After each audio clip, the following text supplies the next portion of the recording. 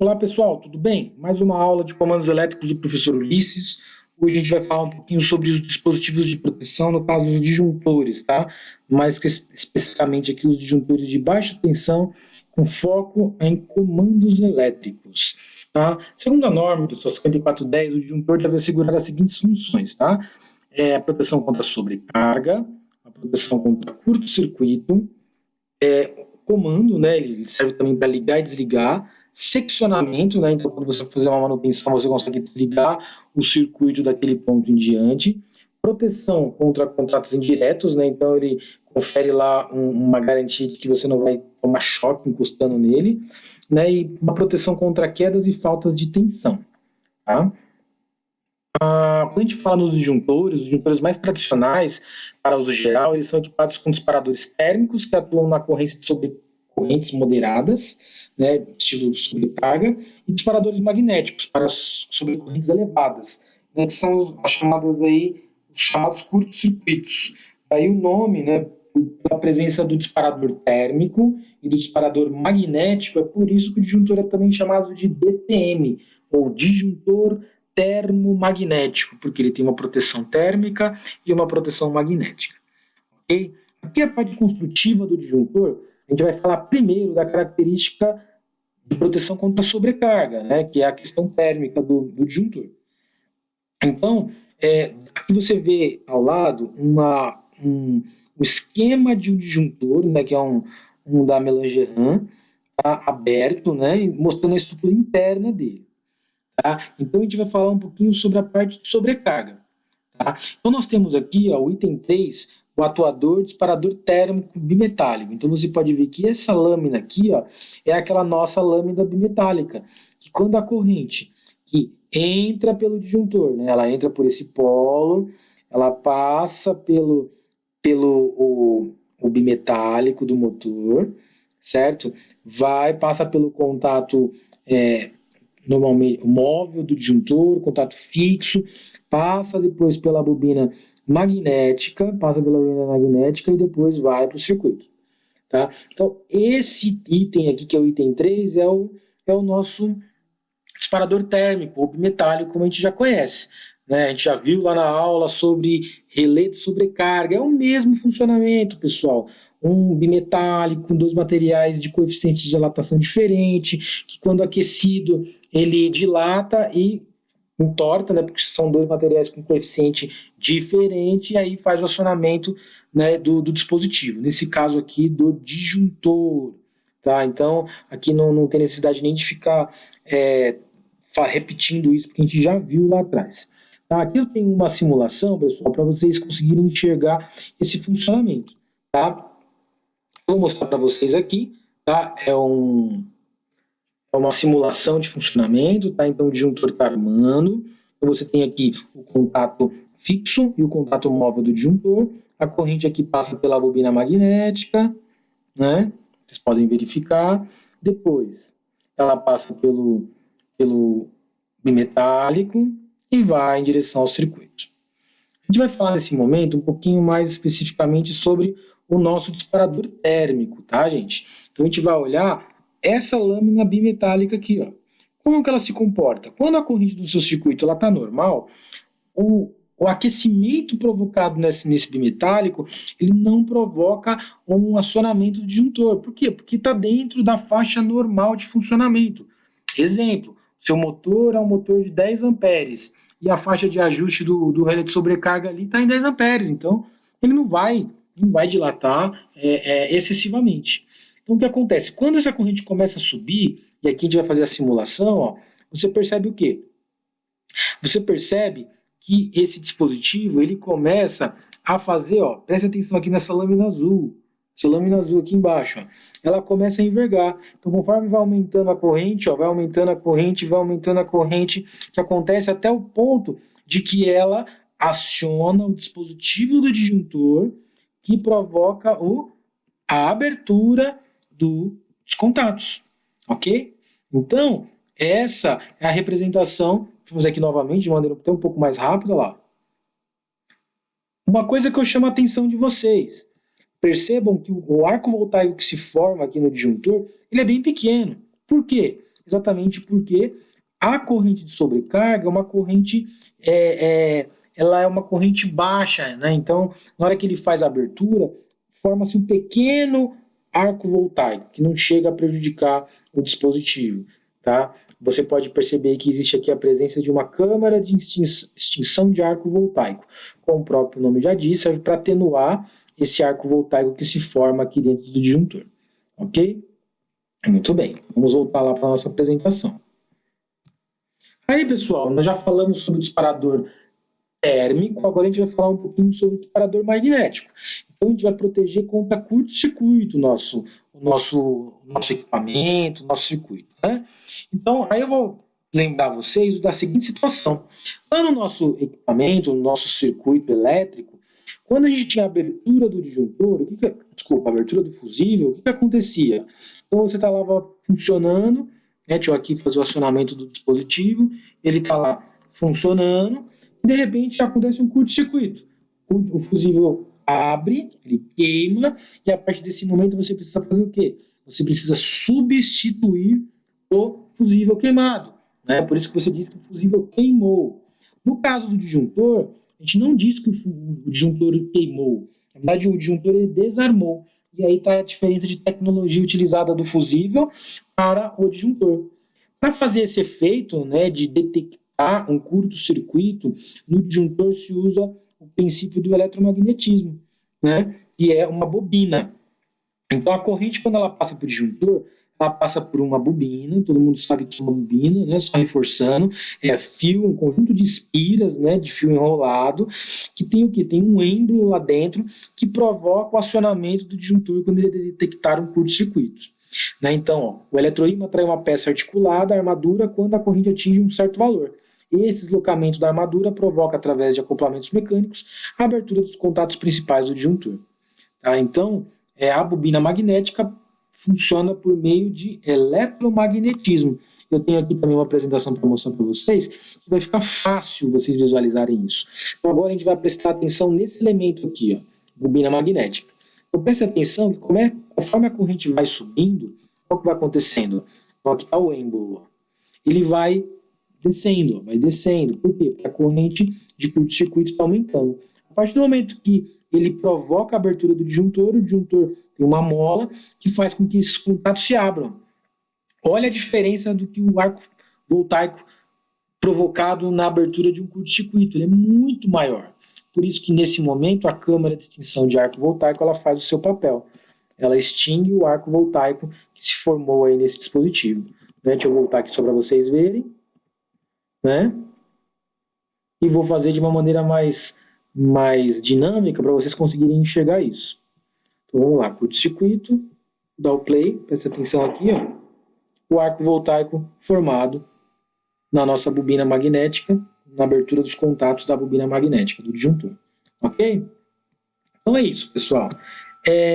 O nosso disjuntor, ele tem uma característica onde a simbologia dele demonstra o funcionamento desses componentes que eu acabei de falar para vocês. Então você tem o símbolo do disjuntor, um contato que é acionado por meio de um mecanismo, né, que é a alavanca do disjuntor, ou ele pode ser acionado por meio de um disparador térmico, né, esse símbolo aqui ele se assemelha ao símbolo do relé térmico, a gente já aprendeu nas outras aulas, e ele também tem o acionamento por meio de um disparador magnético, né, que é fruto da corrente de curto-circuito. Então, são 3 formas de você acionar esse contato do disjuntor. A letra que representa o disjuntor é a letra Q, tá? Então, por exemplo, Q1, Q2, Q3, Q4, Q5, Q6.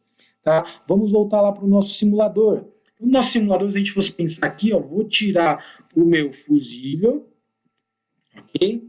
Vou tirar o fusível aqui do meu circuito e vou colocar um disjuntor no lugar. Então, vou pegar aqui um disjuntor tripolar. Vou colocar aqui um disjuntor tripolar. Deixa eu só apagar as linhas aqui para não ter problema de conexão. Então, coloco o meu disjuntor na posição. Faço a ligação elétrica desse dispositivo. Então, eu tirei o fusível, coloquei o disjuntor. Lembrando que a letra Q1. Ok.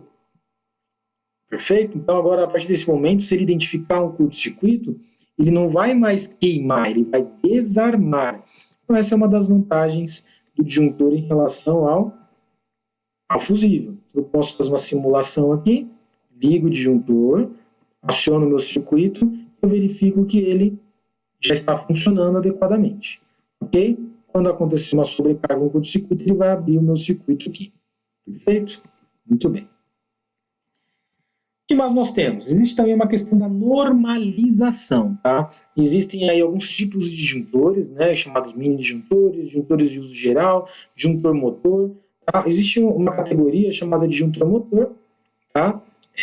Que é específico para aplicação de circuitos de alimentação de motores, máquinas e processos industriais, tá? Então essa é a categoria, a norma que atende a IEC 60947 ou IEC 60947 4.1, ok? Então a gente vai normalmente utilizar esses dispositivos para proteção de comandos elétricos.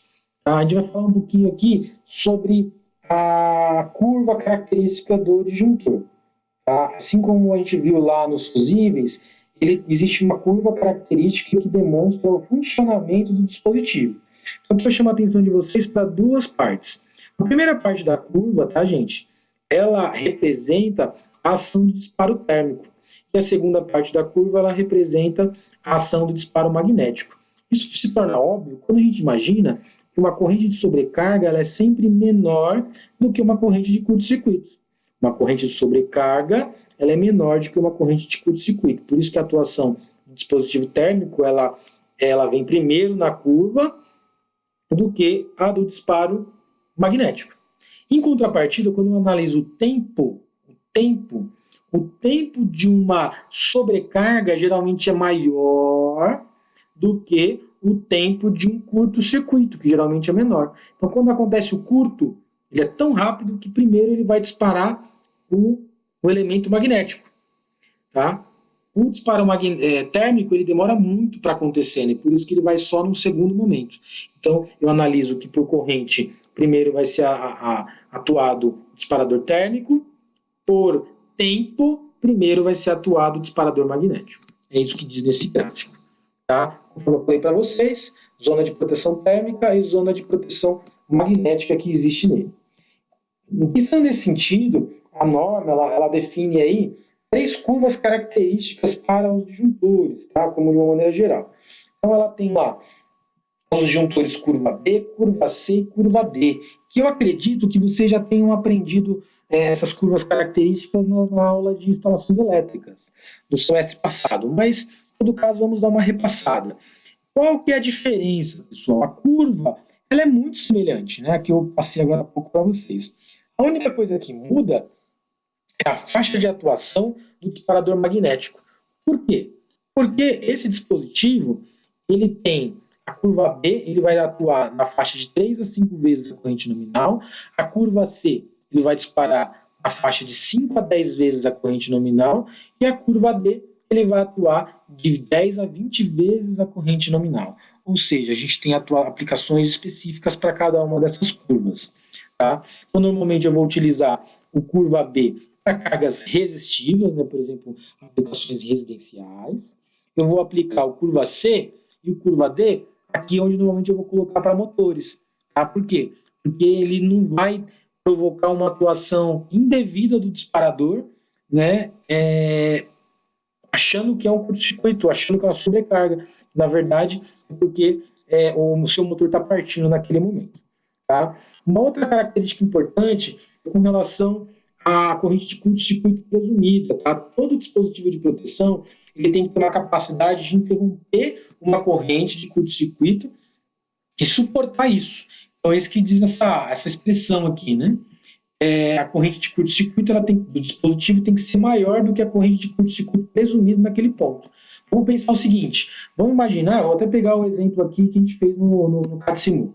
Vamos imaginar que esse dispositivo aqui, né, esse dispositivo disjuntor aqui, ele tem uma capacidade de suportar 10 kA. O que são 10 kA? 10 mil amperes de corrente de curto-circuito. Mas, quando é feito o cálculo, né, a abertura nesse ponto aqui, pegando motor, pegando condutores, vai provocar uma corrente de curto-circuito naquele ponto presumida de 15 kA. Ou seja, se esse disjuntor ele tentar abrir uma corrente de 15 kA, ele vai tentar abrir, mas ele vai explodir esse disjuntor, vai voar pedaço dele para tudo quanto é lado. Então, a corrente do dispositivo de curto-circuito tem que ser maior ou igual, né, na verdade, maior do que a corrente de curto-circuito presumida nesse ponto. Ou seja, se a corrente de curto-circuito é 15 kA, eu vou ter que colocar um disjuntor aí de 20 kA. Tá? Por quê? Para não ter perigo de danificar. Esse é um dos motivos pelo qual você nunca pode deixar um painel aberto. Tá? Por quê? Se acontecer ali naquele ponto uma corrente de curto-circuito uma corrente de curto-circuito maior do que a que os dispositivos suportam, pode voar pedacinho dos disjuntores para tudo quanto é lado. Então, por isso que o painel tem que sempre ficar fechado, por questões de segurança. Ok? Aqui algumas formas de ligação, tá? A gente já tinha falado lá, tirei o fusível, coloquei o disjuntor. Aí eu vou reforçar uma coisa. Em circuitos de comandos elétricos, a gente costuma dizer que aquele disjuntor termomagnético tradicional que a gente utiliza, ele não faz uma proteção efetiva contra sobrecarga. Contra curto-circuito, beleza, ele funciona muito bem. Contra sobrecarga, ele não funciona adequadamente. Por quê?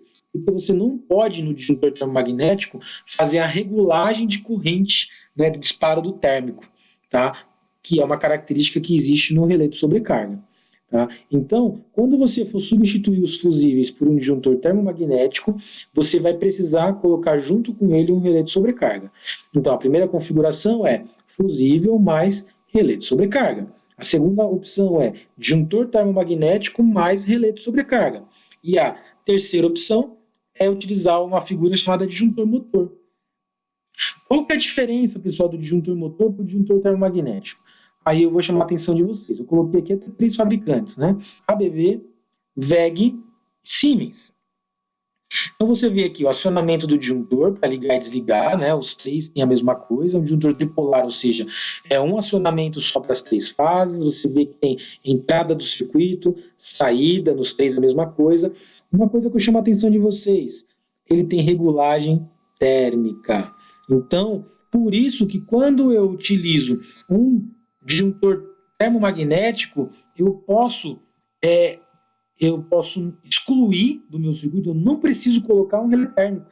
Por quê? Porque, na verdade, o disjuntor motor ele já possui regulagem do térmico. Então, ele tem a bobina magnética lá dentro e o térmico dele é ajustável. Vou pegar exemplo desse aqui, ó, de 12 a 15, né? De 12 a 15, desculpa, de 12 a 18 amperes. Então eu conseguiria ajustar essa faixa de corrente do meu disjuntor motor. Ok? Então você vai poder utilizar 3 configurações. Ou fusível mais relé térmico, ou disjuntor termomagnético mais relé térmico, relé de sobrecarga, ou disjuntor motor. Só destacando que o disjuntor motor ele tem uma certa limitação. Não existe disjuntor motor para grandes capacidades de corrente. Tá? Então, até uma certa potência de motor, você vai encontrar um disjuntor motor. Mas a partir de um certo valor você não encontra no mercado. Então aí você vai precisar utilizar a configuração mais comum, que é disjuntor mais relé térmico ou fusível mais relé térmico. Ok, pessoal? Então é isso. Encerramos aqui a nossa aula de hoje.